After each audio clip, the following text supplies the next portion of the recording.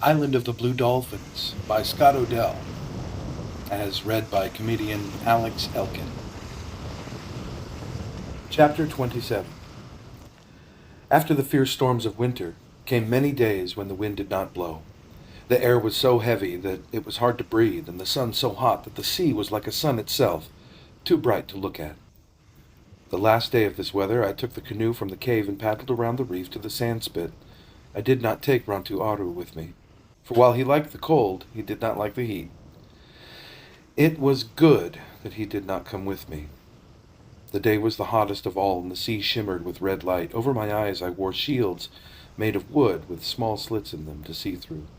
No gulls were flying. The otter lay quiet in the kelp, and the little crabs were deep in their holes. I pulled the canoe up on the beach, which was wet but steaming from the sun. Early every spring I took the canoe to the sandspit and spread fresh pitch in its cracks and whatever needed. I worked all this morning, stopping from time to cool off in the sea.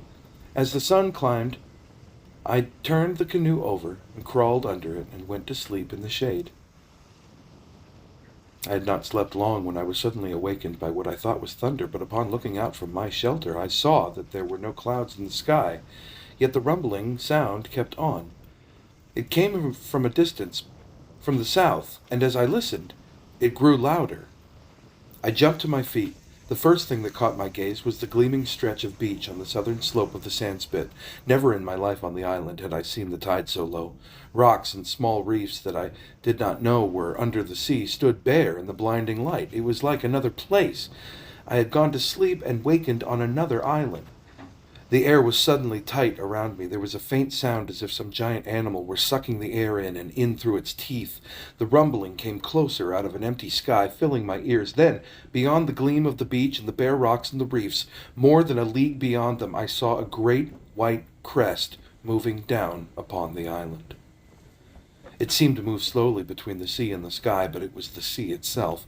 I tore off the shields I wore over my eyes. In terror, I ran along the sandspit. I ran and stumbled and got up and ran again. The sand shuddered under my feet as the first wave struck. Spray fell around me like rain. It was filled with pieces of kelp and small fish. By following the curve of the sandspit, I could reach the cove and the trail that led to the mesa, but there was no time for this. Water was already rushing around my knees, pulling from every direction. The cliff rose in front of me, and though the rocks were slippery with sea moss, I found a hold for my hand and then a foot. Thus, a step at a time, I dragged myself upward.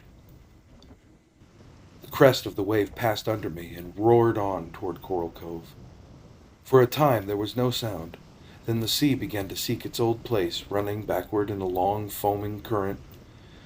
Before it could do so, another great wave moved out to the south. Perhaps it would even be bigger than the first one. I looked up. The cliff rose straight above me. I could climb no farther. I stood facing the rock with my feet on a narrow ledge and one hand thrust deep into a crack. Over my shoulder I could see the wave coming. It did not come fast, for the other wave was still running out. For a while I thought that it would not come at all, because the two suddenly met beyond the sandspit. The first wave was trying to reach the sea, and the second was struggling toward the shore. Like two giants, they crashed against each other. They rose high in the air, bending first one way, then the other. There was a roar, as if great spears were breaking in battle, and in the red light of the sun, the spray that flew around them looked like blood. Slowly, the second wave forced the first one backward, rolled slowly over it, and then, as a victor drags the vanquished, moved in toward the island. The wave struck the cliff. It sent long tongues streaming around me so that I could neither see nor hear. The tongues of water licked into the crevices, dragged at my hand and at my bare feet gripping the ledge. They rose high above me along the face of the rock, up, and then spent themselves against the sky and fell back, hissing past me to join the water rushing on toward the cove. Suddenly all around me was quiet. In the quiet, I could hear my heart pounding, and I knew that my hand still had its hold on the rock and that I was alive.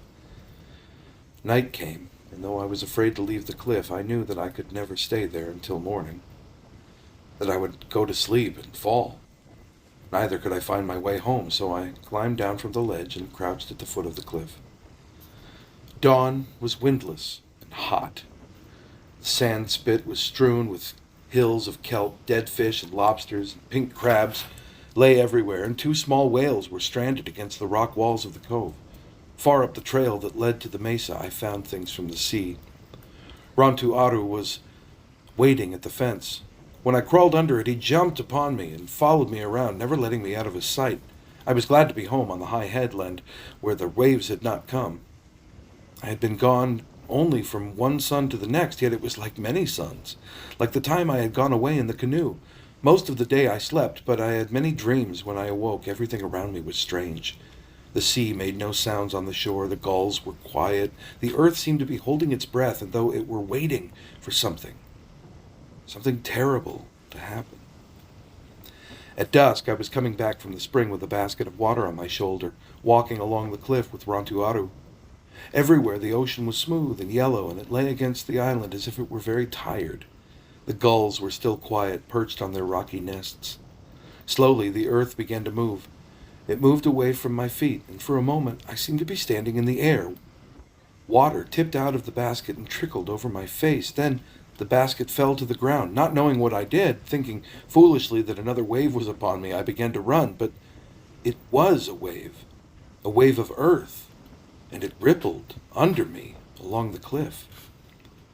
As I ran, another wave overtook me. Looking back, I saw many of them coming out of the south like waves in the sea. The next thing I remember, I was lying on the ground, and Aru was beside me, and we were both trying to get to our feet. Then we were running again, toward the headland, toward a house that kept moving off into the distance. The opening under the fence had caved in, and I had to pull the rocks away before we could crawl through. Night came, but the earth still rose and fell like a great animal breathing. I could hear rocks tumbling from the cliff, falling down into the sea. All night as we lay there in the house, the earth trembled and rocks fell. Yet not the big one on the headland, which would have fallen if those who make the world shake had really been angry with us. In the morning, the earth was quiet once more, and a fresh wind that smelled of kelp blew out of the northern sea. End of chapter 27.